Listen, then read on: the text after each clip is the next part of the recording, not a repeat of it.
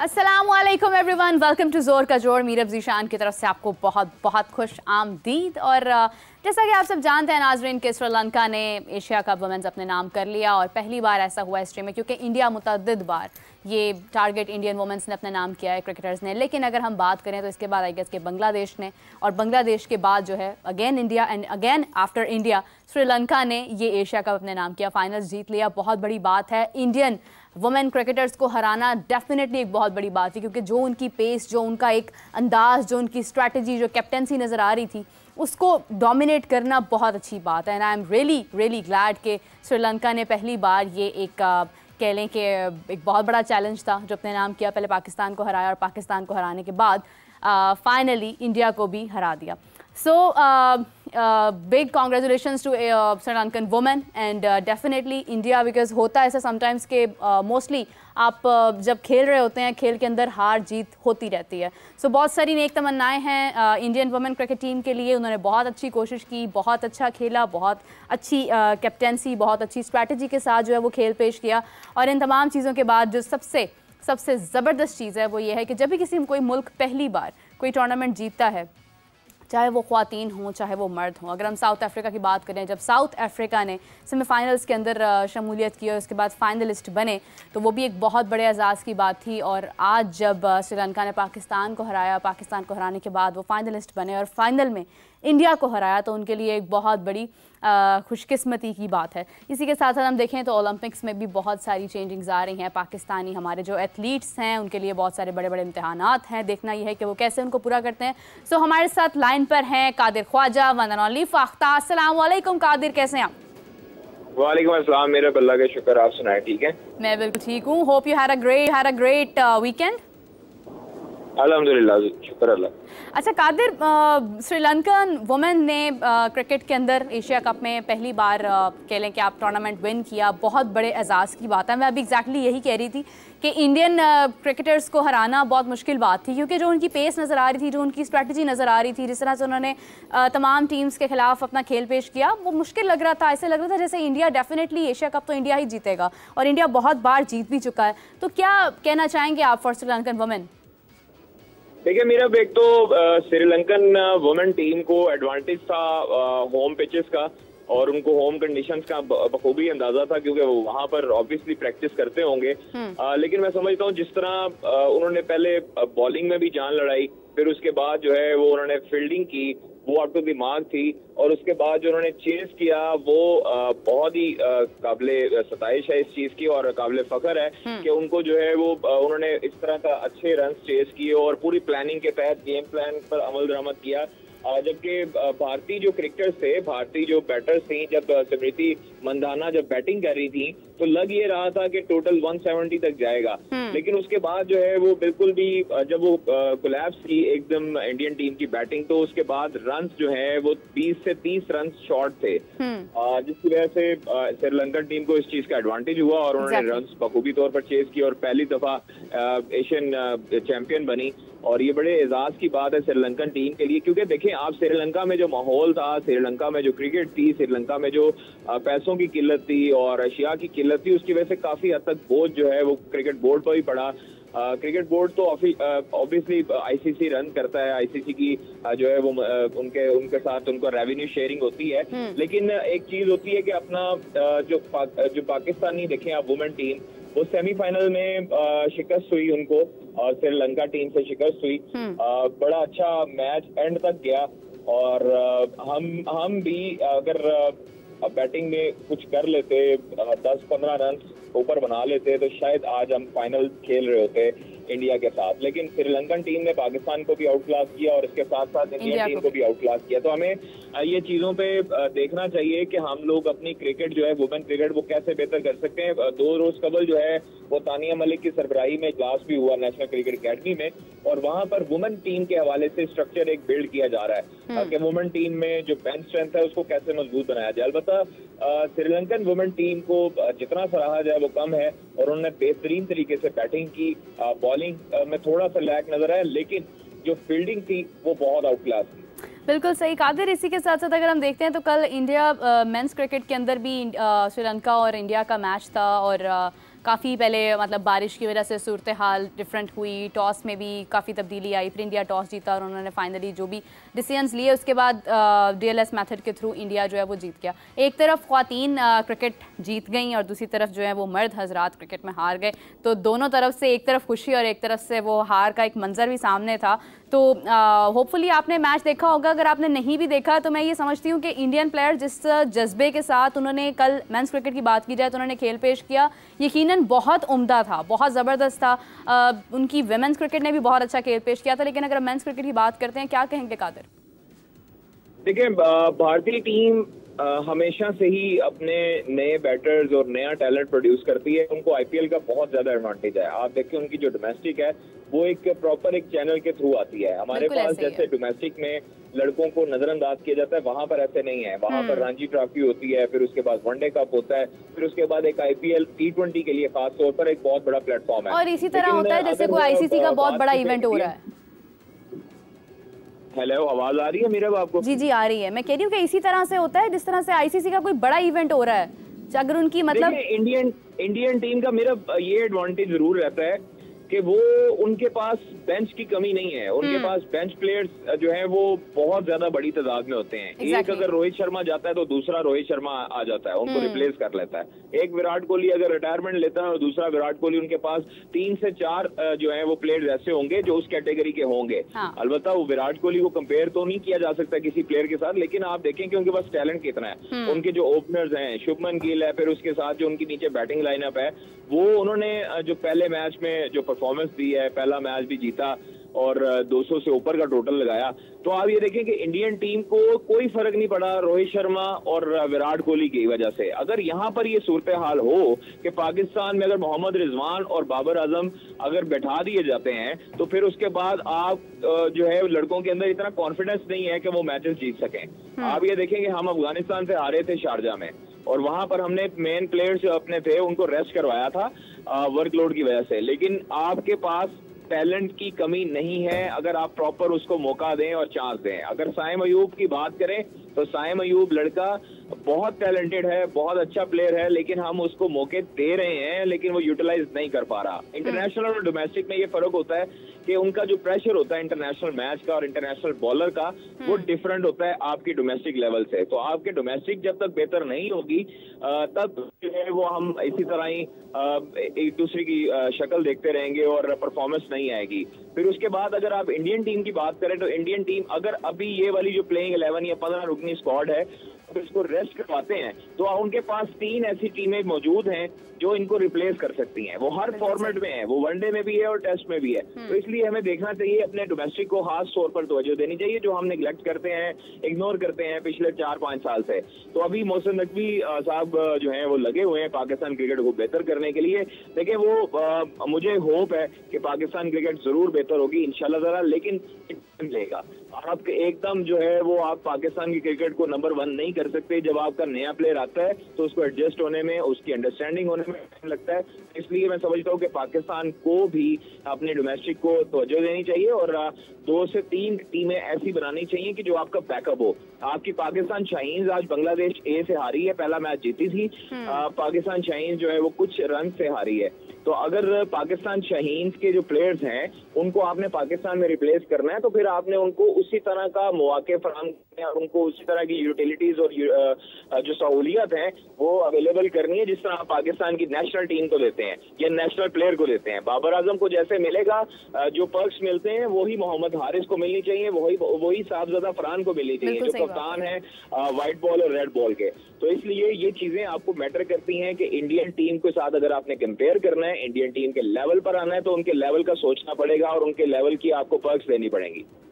बिल्कुल सही। कादिर, मैं देख रही थी कि पाकिस्तान में अगर चैंपियंस ट्रॉफी है 2025 में तो उसके ऊपर बहुत बात हो रही है, बहुत सारे एतराज़ात जाहिर हो रहे हैं। मैं देख रही थी कि अगर हम बात करें इंग्लैंड क्रिकेट बोर्ड की तो उन्होंने भी मतलब इसकी आई डोंट थिंक सो कि उन्हें कोई एतराज़ है। उन्होंने कहा है कि हम भी इस चीज़ को सपोर्ट करते हैं कि पाकिस्तान जो है वो चैम्पियंस ट्रॉफी को होस्ट करता है और इंडिया को आना चाहिए और तमाम मसाइल जो भी सियासी हैं उनको एक तरफ करके उनको आगे बढ़ना चाहिए। एक ये चीज़ है। दूसरी जाने मैं देख रही थी कि बांग्लादेश में भी बात हो रही है कि आगे जब एशिया कप मेंस क्रिकेट आएगा तो 2027 में होपफुली बांग्लादेश उसको होस्ट करेगा। 2024 के वुमेंस वर्ल्ड कप की भी बात हो रही है कहीं ना कहीं। लेकिन कादिर, किसी भी कंट्री में अगर कोई भी टूर्नामेंट ऑर्गेनाइज होता है तो उसके अंदर उसको सपोर्ट किया जाता है, बैक किया जाता है, कहा जाता है कि कोई इशू नहीं है, जबकि पॉलिटिकल मसाइल हर जगह पर होते हैं, हर जगह पर सिक्योरिटी के मसाइल भी होते हैं। Whenever it comes to Pakistan, तो पाकिस्तान के अंदर एक इशू रेज़ हो जाता है कि जी सिक्योरिटी के भी मसाइल हैं, हमें फ़लाँ मसाइल हैं, हमें सियासी मसाइल हैं। तो डोंट यू थिंक सो कि हमें थोड़ी सी मजबूती की ज़रूरत है, हमें अपना मेयार बुलंद करने की ज़रूरत है, क्योंकि हमें जो सपोर्ट कर रहा है हमें उसको देखना है। अगर इंग्लैंड ने हमें सपोर्ट किया, अफगानिस्तान ने कहा है कि वो आने को तैयार है, बहुत सारे ऐसे बोर्ड्स हैं जो कह रहे हैं कि उनको कोई एतराज़ नहीं, आहिस्ता आहिस्ता खबरें सामने आने लग भी जाएंगी मज़ीद। So do you think we should be consistent on that कि we are hosting Champions Trophy? देखिए, एक मरतबा फिर मीरब हम वही सवाल दोहरा रहे हैं जो हमारा, जिसके पास जो है वो ऑथेंटिक जवाब नहीं है। देखिए, आप इंडियन क्रिकेट बोर्ड ने, जो बीसीसीआई है, उसने अभी तक कोई ऑफिशियल ऐलान नहीं किया, लेकिन वो अपने जो अनऑफिशियल उनके जो तर्जुमान हैं, लाइक हरभजन सिंह और जो दीगर उनके खिलाड़ी हैं, जिस तरह की वो बयानबाजी कर रहे हैं, उससे लगता तो बज़ाहिर नहीं है कि इंडिया आएगा। लेकिन आप देखें, जब तक पाकिस्तान क्रिकेट बोर्ड अपने मौकफ पर कायम रहेगा, अपना मौकफ सख्त अपनाएगा, जिस तरह रमीज राजा ने अपनाया था, उसके बाद जो है वो आपकी कुछ क्रिकेट बहाल हो सकती है। आप देखें, मैं आपको एग्जाम्पल देता हूँ कि जो गोरे हैं, जो गैर मुल्की टीमें हैं, जो इंटरनेशनल टीमें हैं, जो फॉरेन टीमें हैं, इंडिया को छोड़ के, वो सबसे ज्यादा डरपोक होते हैं इस मामले में। जो हरभजन सिंह ने कहा कि दहशतगर्दी होती है, बॉम्ब ब्लास्ट होते हैं पाकिस्तान में, हम नहीं जा सकते। आप देखें, जो ऑस्ट्रेलिया की टीम है, इंग्लैंड की टीम है, न्यूजीलैंड की टीम है, साउथ अफ्रीकन है, वेस्ट इंडियन है, वो ये लोग डरते हैं इस तरह की टेररिज्म से और दहशतगर्दी से और इस तरह के सिक्योरिटी खदशात से। लेकिन उन्होंने पाकिस्तान आए, उसके बाद आप देखें वहां पर, आप देखें कि पहले जो है वो छोटी मोटी टीमें आती रही, फिर उसके बाद पीएसएल हुआ, फिर आपकी बड़ी टीमें आने शुरू हो गई। जब गोरे प्लेयर्स आ चुके हैं, जब गोरे प्लेयर्स मुतअद्दिद मरतबा सिक्योरिटी की तारीफ कर चुके हैं पीएसएल की, तो फिर भारत को क्या तकलीफ है कि भारत जो है वो पाकिस्तान नहीं आता। आप देखें कि गौतम गंभीर का ताल्लुक भी उसी सियासी पार्टी से है जो इस टाइम पर रूलिंग पार्टी और पाकिस्तान मुखालिफ एजेंडा अपनाया हुआ है। आप अब वो हेड कोच हैं इंडियन टीम के, और आप देखें हरभजन भी यही टोटके आजमा रहे हैं। फिर उसके बाद इरफान पठान को देखें, वो भी यही हरबे इस्तेमाल कर रहे हैं।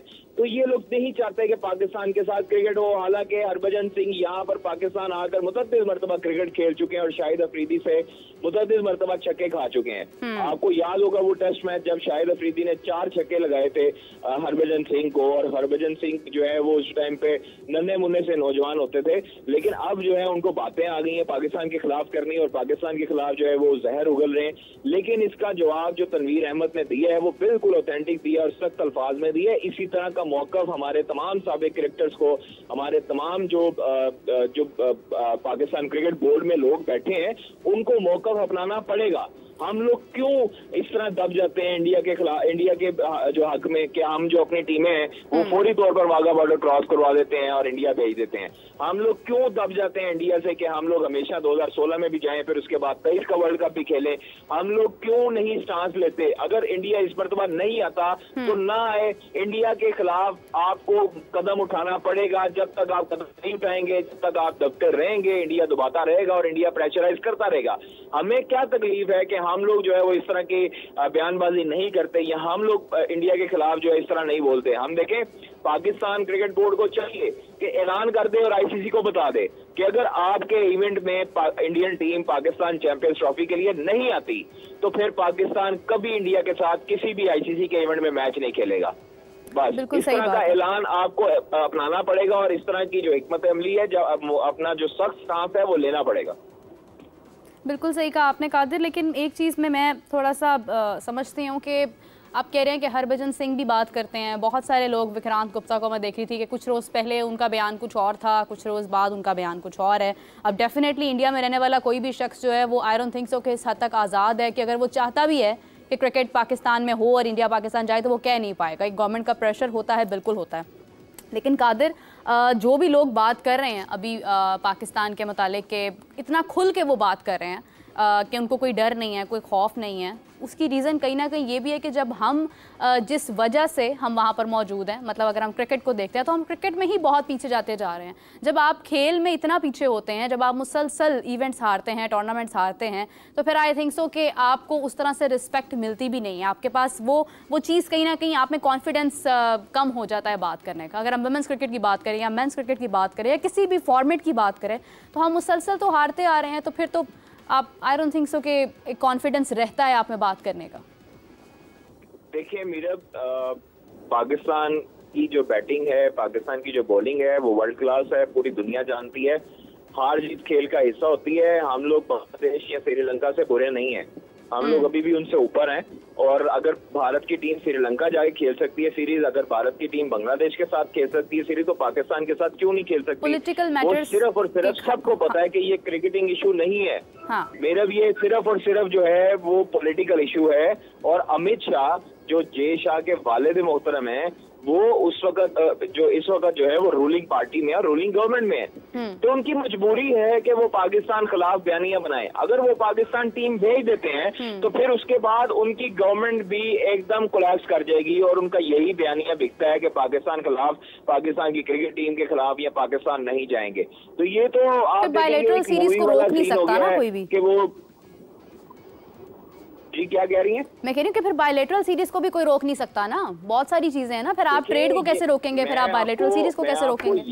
यही अर्ज कर रहा हूँ कि अगर भारत आ जाता है पाकिस्तान, तो फिर क्या जवाब है कि पाकिस्तान और भारत की टीमें जो हैं वो एक दूसरे के घर नहीं जाएंगी और एक दूसरे के खिलाफ बायलैटरल सीरीज नहीं खेलेंगी। देखें ये चीजें पाकिस्तान ने हमेशा बड़ा दिल किया है। अगर मैं समझता हूँ कि इंडियन जो व्यूअर्स हैं, इंडियन जो शायकीन क्रिकेट हैं, अगर वो न्यूट्रल होकर सोचें, अगर वो अपनी अना से बाहर आकर सोचें, जो इंडियन जो स्पेक्टेटर्स हैं, जो व्यूअर्स हैं, वो ये चाहते हैं कि पाकिस्तान इंडिया की क्रिकेट हो। आप देखें 80% जो रेवेन्यू आईसीसी को आता है वो पाकिस्तान इंडिया के मैच से आता है। अगर पाकिस्तान ही ये मना कर दे कि हम चैंपियंस ट्रॉफी हम जो है वो कहीं न्यूट्रल वेन्यू पर नहीं खेलेंगे, अगर भारत नहीं आता तो हम लोग न्यूट्रल वेन्यू के बगैर अपने मुल्क में करवाएंगे, ये स्टांस हम लोग क्यों नहीं लेते? हमें अपने मुल्क की खातर ये करना पड़ेगा और chairman Pakistan cricket board Mohsin Naqvi साहब को ये स्टांस लेना पड़ेगा और सख्त मौक़िफ़ अपनाना पड़ेगा। देखिए उनके पास अभी पाकिस्तान की सिक्योरिटी को क्या खतरात है? अल्लाह का शुक्र है कि पाकिस्तान जो है वो इस वक्त पुरअमन है और पाकिस्तान सेफेस्ट है कंट्री है। कोई भी आजादाना घूम सकता है। इनको जब आते हैं तो इनको इतना प्रोटोकॉल अपने वतन में नहीं मिलता होगा जितना पाकिस्तान में यहाँ पर। हम तो अपना ओपिनियन आजादाना तौर पर दे सकते हैं, हम तो अपनी राय आजाद होकर दे सकते हैं। मैं आपसे यही तो कह रही हूँ कि अगर आप देखें तो इंडिया में मैंने नहीं किसी भी जर्नलिस्ट को देखा, किसी को देखा जो खुलकर ये बात कर सके कि नहीं क्रिकेट होनी चाहिए।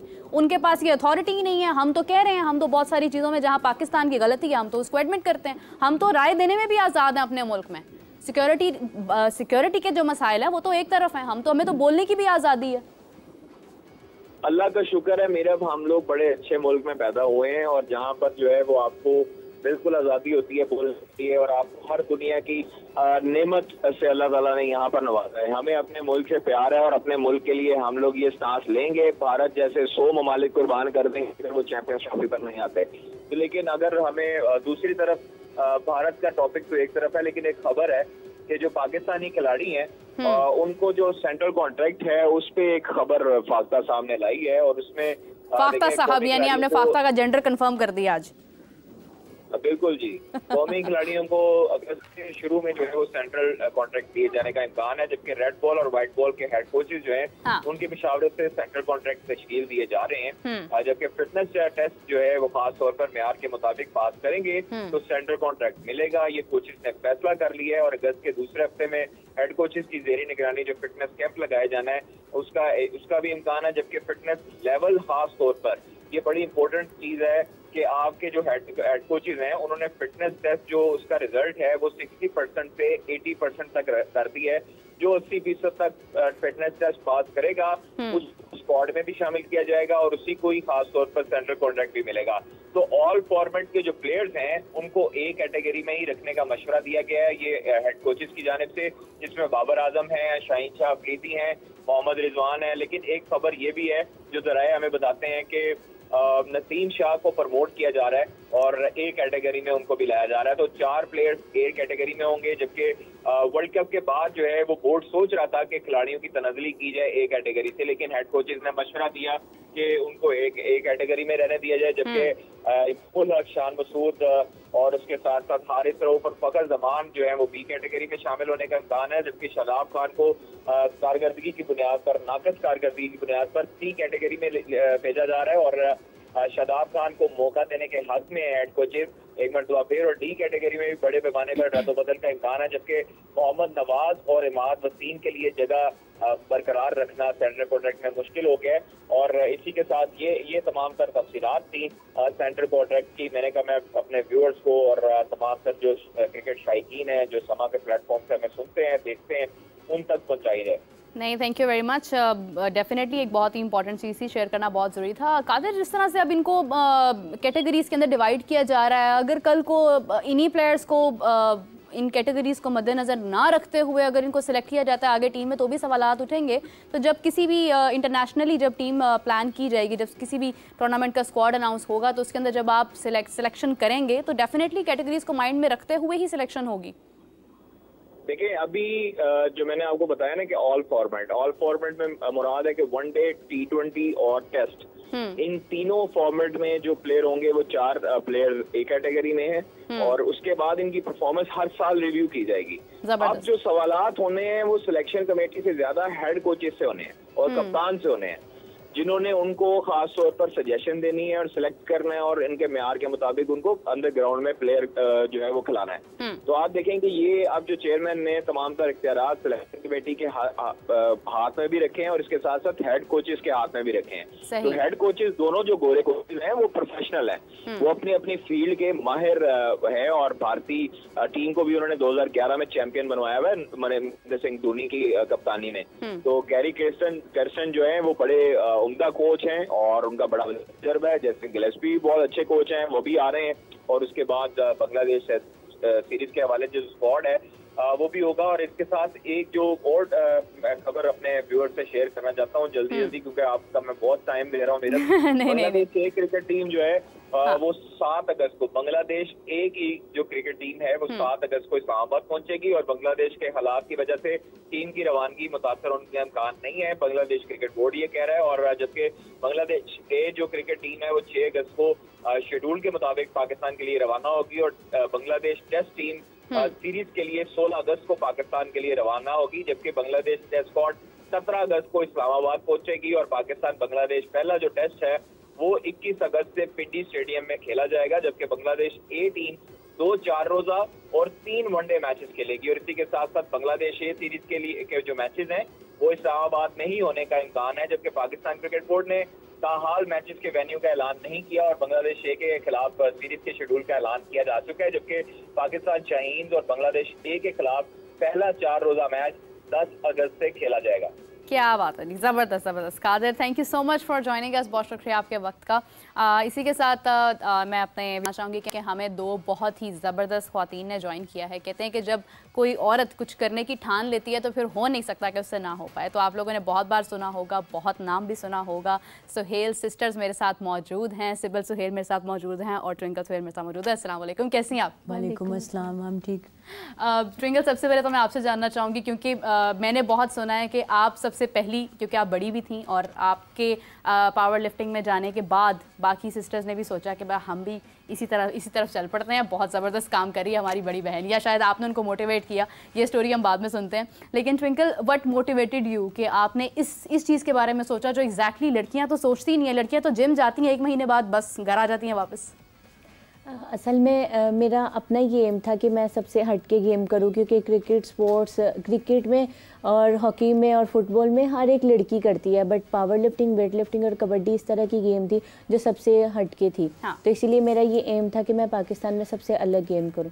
इसीलिए 2012 से लेके अभी तक मैंने बैक टू बैक हिस्ट्री बनाई हुई है कि मैं पाकिस्तान से बाहर जब भी गई हूँ मैं गोल्ड मेडल ही विन कर आई हूँ और मैंने कबड्डी भी ज्वाइन की हुई थी। जबरदस्त। आई गेस कि 15 मेडल्स आप लोगों ने, 15 गोल्ड मेडल्स आप लोगों ने जी हम 3 जी Asian Pacific African combined power lifting हुई थी, जो कि मिनी वर्ल्ड चैम्पियनशिप थी साउथ अफ्रीका में, जिसमें सिबल सुहेल ने 52 कैटेगरी में 5 गोल्ड मेडल विन किए, क्लासिक और इक्विप्ड, और वेरोनिका सुहेल ने 5 गोल्ड मेडल 57 कैटेगरी में, और मैंने -84 कैटेगरी में 5 गोल्ड मेडल विन किया।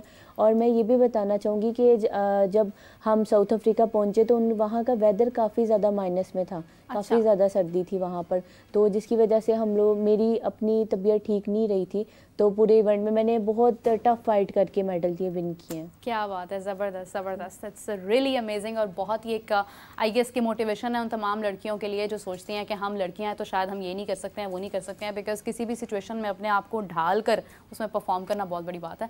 सिविल, आप वैसे सेकंड नंबर पर है, थर्ड नंबर पर है?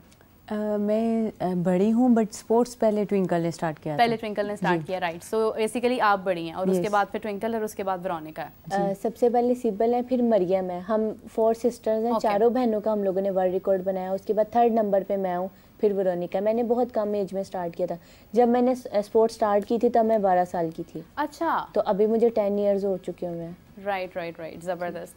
अच्छा सिबिल, ठीक है, मेरे लिए ये सरप्राइजिंग था, बिकॉज मुझे यही लगता था कि शायद आप बड़ी हैं। असल में मैं हैवी वेट में खेलती हूँ ना, इसीलिए सबको यही लगता है कि मैं बड़ी हूँ। नहीं, वो ये एक है नई चीज़ है। अच्छा, इसका मतलब जब आप बड़ी थी आपके क्या इंटरेस्ट थे, और जब इन्होंने कहा कि मुझे आगे स्पोर्ट्स में जाना है, तो आपको मतलब ये क्या प्लान था, शुरू से डिसाइडेड था? कुछ होता है ना, एक बचपन में ही कुछ चीज़ें नुमायाँ होने लग जाती हैं कि इसके अंदर ये टैलेंट है, इसमें ये टैलेंट है, ये आगे जा सकता है। So what was you doing at that time?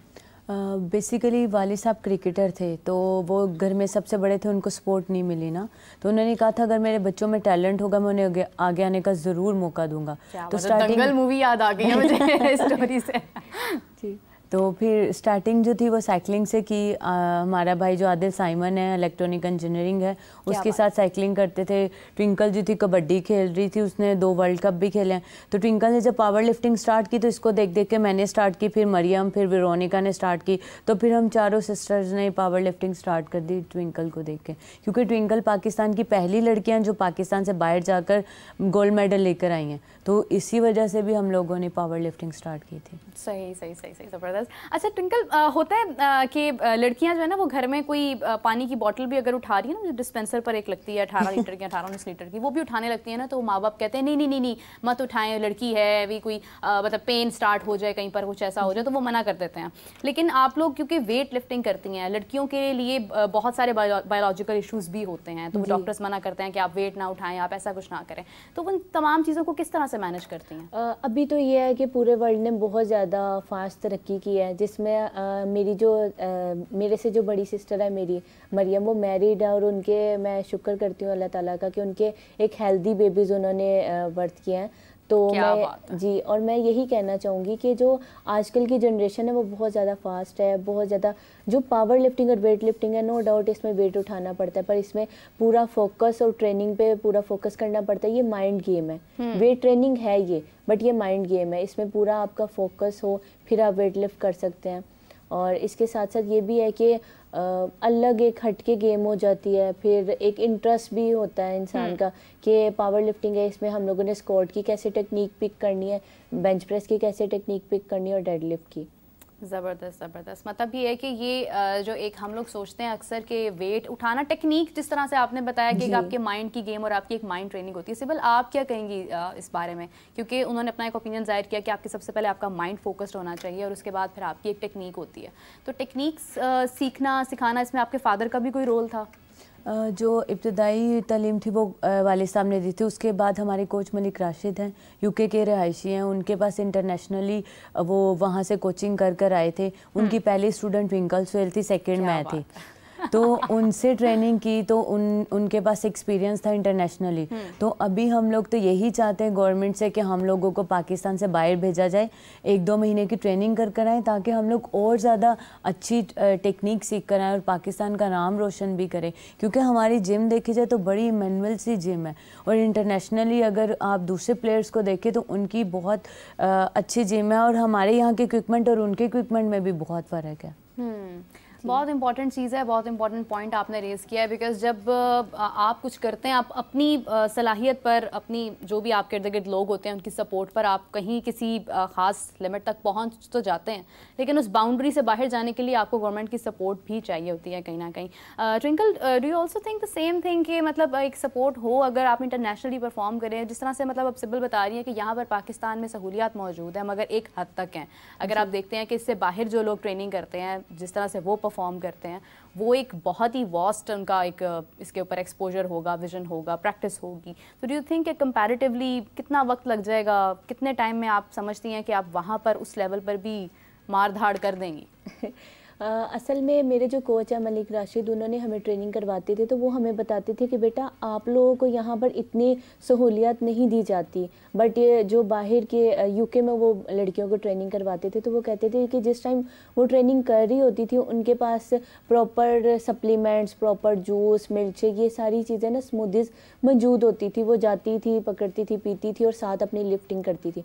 But ये है कि पाकिस्तान में जब से मैंने 2012 से स्पोर्ट स्टार्ट किया और पावर स्पोर्ट्स में तो मैं मतलब हिस्ट्री की फर्स्ट वुमेन हूँ, तो मैंने अभी तक ये देखा है कि अब आके इस पावर स्पोर्ट्स को बहुत ज़्यादा अप्लाइज किया जा रहा है, स्पोर्ट किया जा रहा है। पर मैं ये चाहूँगी कि जैसे आपने अभी हम असल में ये हम लोगों को खुद के एक्सपेंस पे जाना पड़ता है। ये फर्स्ट टाइम है कि पंजाब स्पोर्ट्स बोर्ड ने हम लोगों को टिकट्स प्रोवाइड किए हैं तीनों सिस्टर्स को, बट जो हमारी एंटी डोपिंग फीस थी, अकोमोडेशन थी, हमारे प्रॉपर किट थी, इक्विपमेंट्स थे, वो काफ़ी ज़्यादा एक्सपेंसिव, ह्यूज एक्सपेंसिव होते हैं। तो मैं यही कहूँगी कि पंजाब हुकूमत, पाकिस्तान हुकूमत हमें ज़्यादा से ज़्यादा सपोर्ट करे, हमें कैंप्स प्रोवाइड करके दे, हमें इंटरनेशनली लेवल के मुताबिक जिम प्रोवाइड करके दे और हमें इंटरनेशनली कैंपों में भेजे ताकि हम लोग अच्छी ट्रेनिंग एक कर आएँ और पाकिस्तान का नाम रोशन कर सके।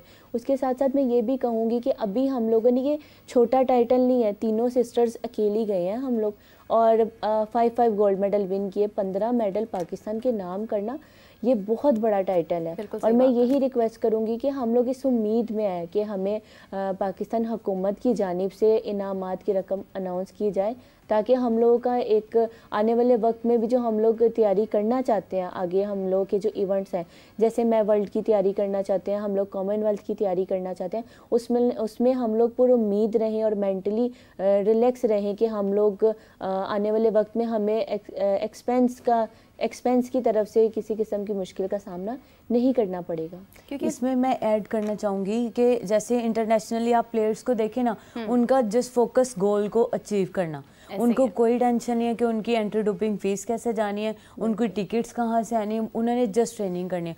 बट हमारा आधे से ज़्यादा अगर हम पूरा 1 साल लगा के ट्रेनिंग कर रहे हैं और लास्ट डे पे आपको कहते हैं कि टिकट्स नहीं मिल सकता, तो वो पूरे साल की मेहनत तो ज़ाया हो गई।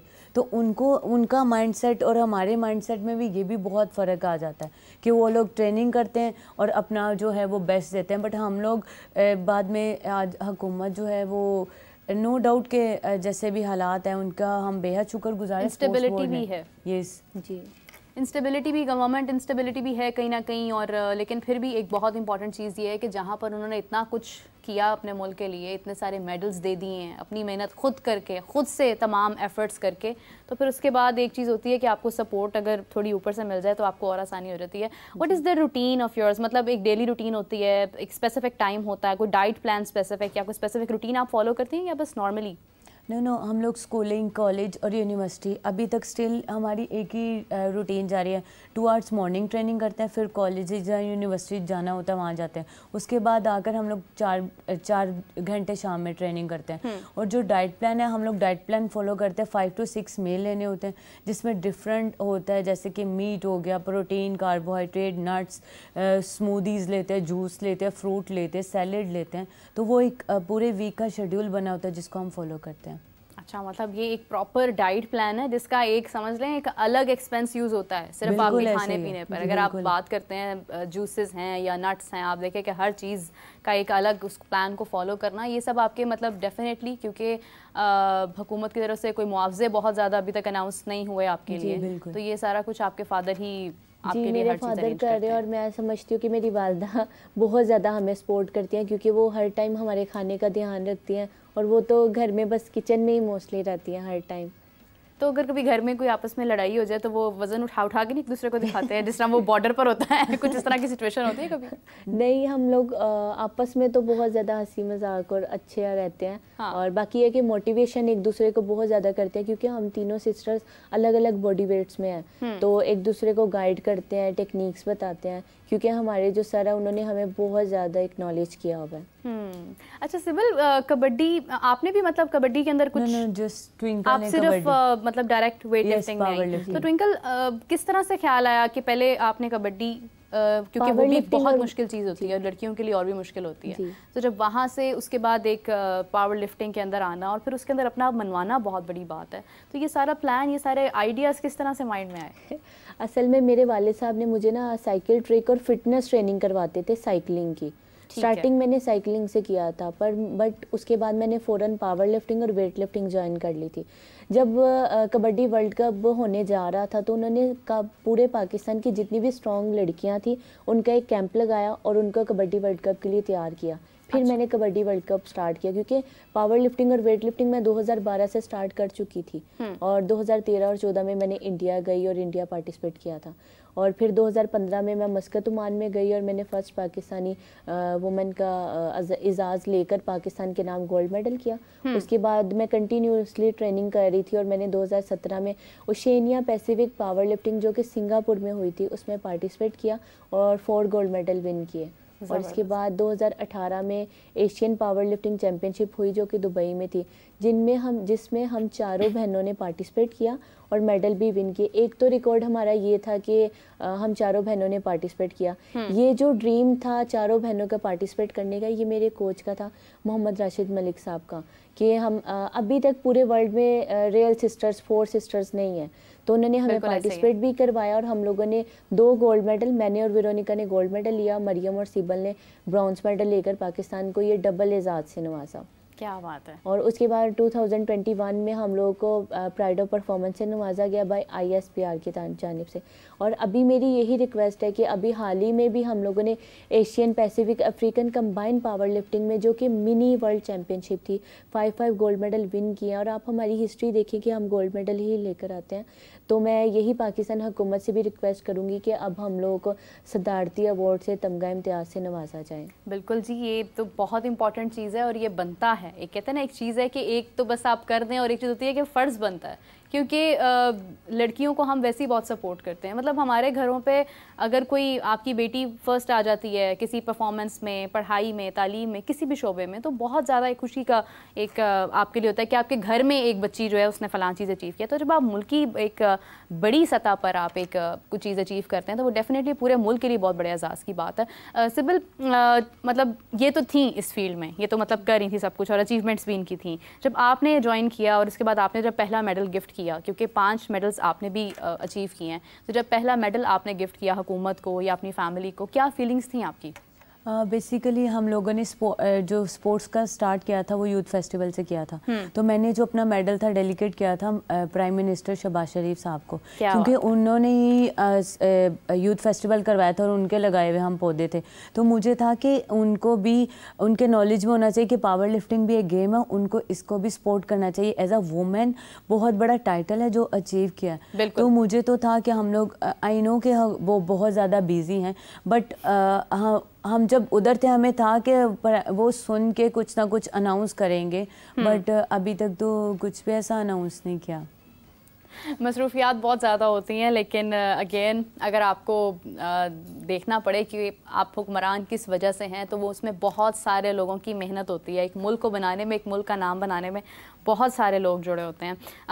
मैं आप दोनों से कहना चाहूँगी कि 1 बाय 1 आप जितनी भी लड़कियां हैं जो ये सोचकर पीछे हैं कि पता नहीं हमें आगे किसी लेवल पर एक्सेप्ट किया जाएगा या नहीं, हम ये कर पाएंगे या नहीं, जो डीमोटिवेटेड हैं, ख्वाब बहुत सारे हैं लेकिन निकल नहीं पाती हैं, पूरे नहीं कर पाती हैं, उनके लिए क्या कहना चाहेंगी ट्विंकल? उनके लिए मैं यही कहना चाहूँगी कि वो एजुकेशन में, किसी भी फील्ड में लड़कियाँ आगे आएँ और पाकिस्तान का नाम रोशन करें। और साथ ही साथ ये कहना चाहूँगी कि पावर लिफ्टिंग और वेट लिफ्टिंग के लिए लिए मैंने अपनी एकेडमी ओपन की हुई है ट्विंकल सुहेल के नाम से। तो मैं चाहती हूँ कि जो हर्डल्स और जो डिफ़िकल्टीज़ हम लोगों को फेस करनी पड़ी हैं, हाँ। वो आगे आने वाली नई बच्चियों को ना करनी पड़े। तो उसके लिए आप आ सकते हैं, ट्रेनिंग कर सकते हैं। उसके साथ साथ मैं ये भी बताना चाहूँगी कि हम लोग अपना पेज है सुहेल सिस्टर्स के नाम से 4937 पे, आप हमें यहाँ पर भी सर्च कर सकते हैं। ज़बरदस्त। सिबिल, मैं यही कहना चाहूँगी कि लड़कियां जो हैं वो सिनफ नाजुक नहीं होती, वो हर फील्ड में लड़कों के साथ चल रही हैं। तो चाहे एजुकेशन हो, स्पोर्ट्स हो, हर जगह वालिदैन को उनको सपोर्ट करनी चाहिए, उनको बकअप करना चाहिए, उन्हें आगे आने का मौका देना चाहिए ताकि वो मुल्क और कौम का नाम रोशन कर सकें। बिल्कुल सही है। Thank you so much for आप दोनों ने ज्वाइन किया, अपना वक्त दिया और अपनी इतनी सारी कह लें कि वो चीज़ें जो हम सिर्फ सोचते रहते हैं वो इन्होंने कर दिखाई हैं। तो ये हमारी कौम का सरमाया है और मैं लिटरली वज़ीर आला पंजाब से मैं रिक्वेस्ट करूँगी कि इनके लिए ख़ास, क्योंकि बहुत ज़रूरी चीज़ है। अब बहुत सारे काम हमारे मुल्क में हो रहे हैं, बहुत सारे ऐसे काम हो रहे हैं जो कभी किसी ने सोचा नहीं था। हर चीज़ पर गौर किया जाता है, उसको सॉल्व किया जाता है।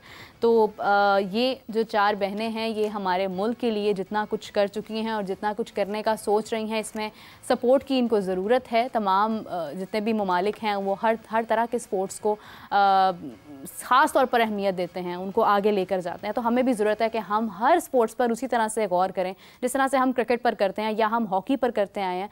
ये भी वो तमाम चीज़ें, और specially when it comes to women तो बहुत बड़ी बात होती है कि आप छोड़ चुकी हैं जेंडर को, आप उससे आगे निकल चुकी हैं और आपने अपना आप मनवा लिया है। आपने एक इंटरनेशनल लेवल पर लोग जानते हैं कि सुहेल सिस्टर्स कौन है, बहुत बड़ी बात है। And again congratulations to both of you for being there. अपने आप को यहाँ तक लेकर आना बहुत बड़ी बात है और definitely I am proud of your parents as well and they would be proud on you as well. So everyone, आपसे मुलाकात होती है 4 PM। तब तक के लिए मेरा इंतज़ार कीजिएगा और मुझे इजाज़त दीजिए। अल्लाह हाफ़िज़।